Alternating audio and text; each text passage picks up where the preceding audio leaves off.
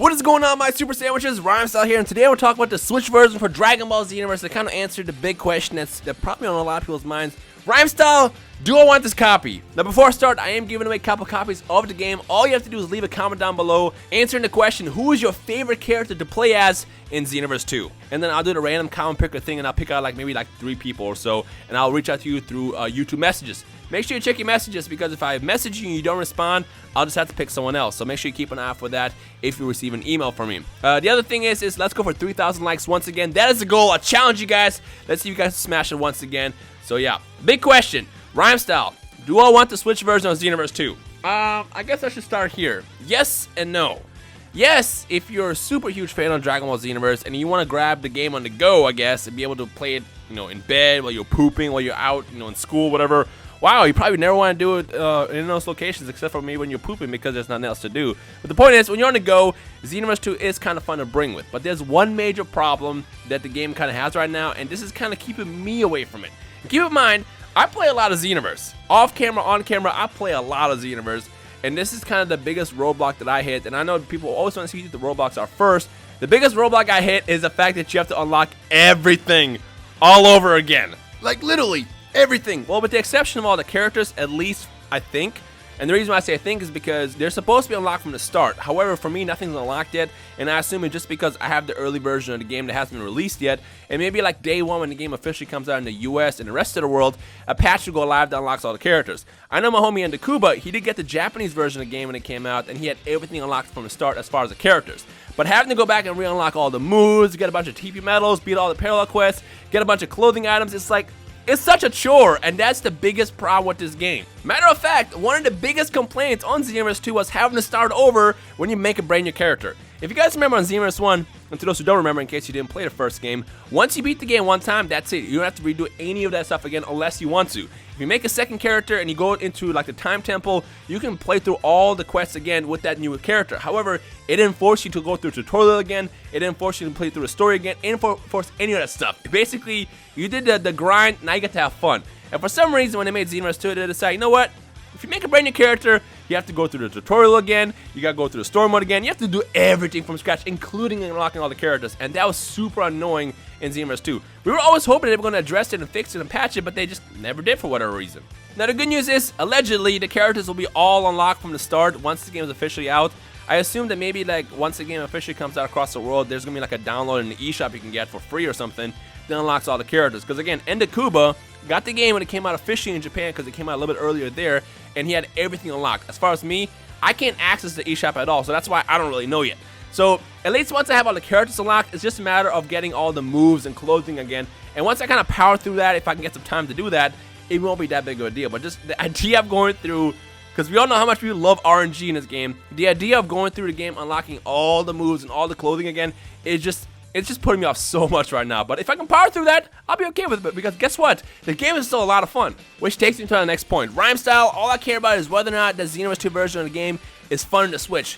Answer that question. And to answer that, yes, technically. The thing about the Xenoverse 2 version of Switch is it's literally Xenoverse 2.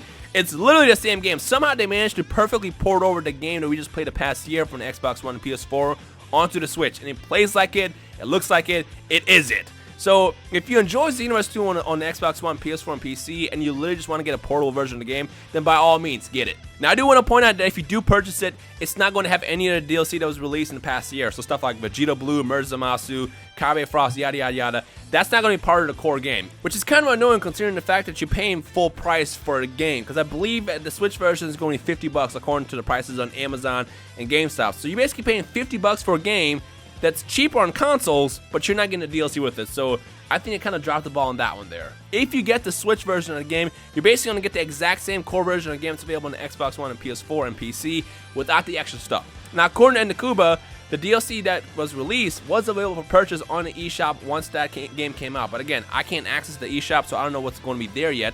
If it is like it is in Japan, the stuff like Vegeta Blue, Merge Zamasu, all that extra content will be available for purchase on the eShop as well. I don't know the price. I assume it's going to be the same, so I guess just check that when it comes out. But if you end up buying the Switch version of Xenoverse 2, you are getting just the core gameplay. So it really just comes down to whether or not you want to be able to play this game portably. I know in the past year since they announced the Switch version of the game, the one thing I saw the most from the community is, I get to play Xenoverse portably, this is what I want. If that's what you want, this game is for you. But to anybody else that already has the game, I can't say I recommend it that much, to be honest. Because again, the biggest problem I have is, and unless you just enjoy this, the biggest problem I have here is just having to re-unlock everything, having to sit through hours and hours of RNG, getting those drops to finally happen, getting all the clothes, getting the TP metal so you can get the stuff out of the TP metal shop. It's just a lot of work. And with us already still having to do that on the PS4 and Xbox One version of the game, I don't want to do that twice. So I really wish there's some kind of veteran mode that could have added into this, because that would just make itself so much easier as far as, you know, veteran players come back. But again, it seems that the target audience for this game is people who didn't play the previous version of the game. So keep that in mind. Now I do want to point out that the Switch version does have a couple unique features to the console itself, stuff like motion controls and Joy-Con mode. But to be honest, that's all kind of a gimmick, because like, I don't see people playing those in the long run outside just to have some fun.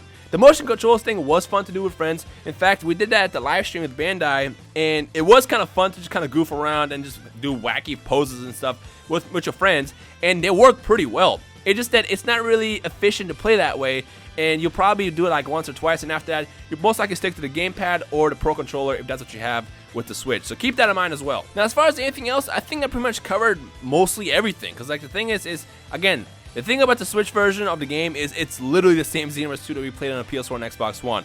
It even has the same netcode. I mean, when I hopped online to play with Endakuba, we had 4 bars. We still had a couple attacks, you know, false hit confirms here and there. So they literally just copied and pasted it and put it on the Switch. So just kind of like know what you're getting into if you get in this game. If you're getting the Switch version of the game hoping that it's better than the PS4 and Xbox One, it most likely it won't be. I mean, granted, you might think the portability makes it better. So I guess it comes down to like your opinion of what makes it actually as a better game. But literally, it's the same game. And I can't stress that enough, because I know there's going to be that one person, or maybe more than one people, who are going to go to this game and think that if you get this version of the game, there's going to be something different. Secret characters, secret missions, none of that, not yet. The only thing that's different between the Switch version and the Xbox One and PS4 version right now is, on the Switch version, you can play through the Xenoverse 1 story, which again, I don't think anybody really cares about. In my opinion, I think that's a boring add-on. And 2 is the fact that you can be portable with it, and you can also play with the Joy-Cons and motion controls, which again, that stuff is more gimmicky than anything. Once you get the game, you'll most likely only really play it in handheld mode, which by the way works really well, and on the TV, and that's about it. It just seems that they decided to go for a brand new audience for this game as opposed to like go for the older ones.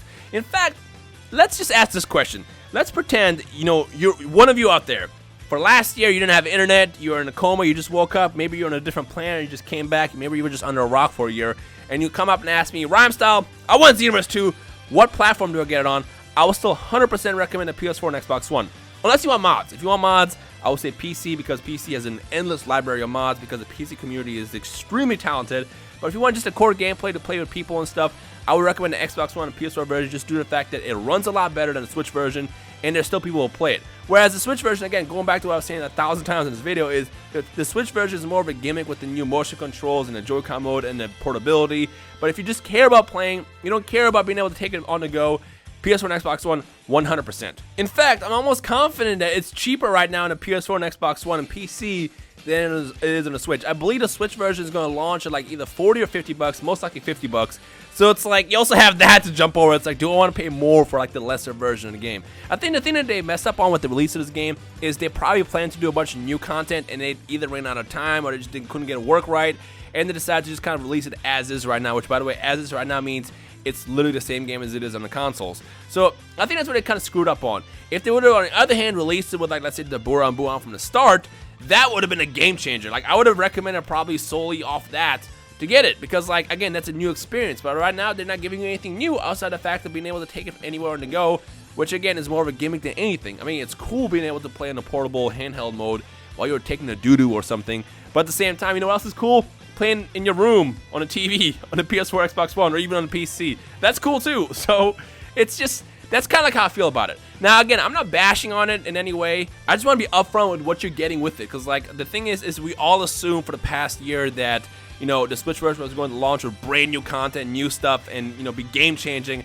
And our reality is just basically it's Xenoverse on the Game Boy. That's the best way to describe it. It works well, it runs well, it's fun, but it's the same game. So I guess until they release more content, maybe they might have more unique content to the Switch itself, then it might change. But for now, it's like you're not getting anything really different, and you're just going to be paying more money, and that's about it. So it's like, if you're going to spend like 30, 40 bucks, go spend 30 or 40 on the PS4 and enjoy that version. And then when the DLC comes out at some point in the next couple weeks / months, feel free to get that. Then you'll get your hands on Dabura and Buhan and whatever else they have planned, which I have no idea what's planned yet, but just like play that version. And then if you really need this on the go, then I guess pick up the Switch version as well. So yeah, I mean, I think that's pretty much everything. If you happen to have any more specific questions, feel free to tweet me or just comment down below and let me know what you guys want to know about the game.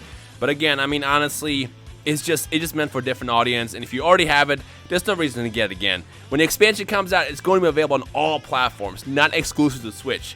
The Dabura Buhan and whatever else you're planning is not exclusive to the Switch. Unless they change your mind later, as of right now, it is planned to come out on every single platform, so there's really no real reason to get it.